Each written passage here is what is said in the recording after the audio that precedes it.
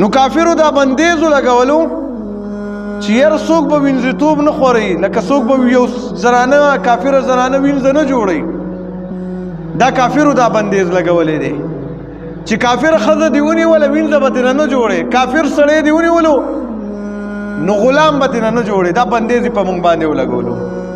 نو هغې ټایم کې چې دا وینځې وو نو په هغې ټایم کې زنا عام نه وه. نن سبا زنا ولې عام ده؟ بېحیي انتهایي زیاته ده، فحشا انتهایی زیاته ده، ګانې بجانې ډمتوب هر څه ښه په عروج کې دي. زمونږ په دغې زمانه کې اسباب د زنا شته، خو لیکن نکاح د هغې دپاره چې کوم اسباب دي هغه انتهایي سخت دي. ولې نن سبا چې واده کې 3 تورونه در باندې کم څوک سره نه ایږدي، او چې واده کې څوک لور هم ودی د هغې دپاره داسې یو شرطونه نن سبا زمونږ په دې معاشره کې غیر اختیاري جوړ کړي دي.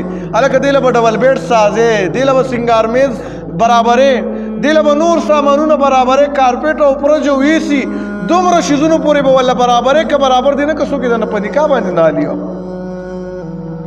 دا زمونږ خپل ځاني حال دی، د مسلمانانو حال دی. او مونږ هم چې بچي له واده کوو سخرګرۍ طرف نه دا دغه او زمونږ هم ورته دغه پیشکشي اول به ځان له کمره جوړې، کمره یې چې نه یې جوړه کړي واده درله نه کومه، بل لا چې کاروبار وي یا بار ملک ته به ځې نو هله به د هغې نه وروستو به ته واده کې چې دوبۍ سعودي ته ورسېږي او پیسې وګټې د هغې نه وروستو به واده کې. نو هغه ځوانانو نه مونږ بوډاګان جوړ کړي.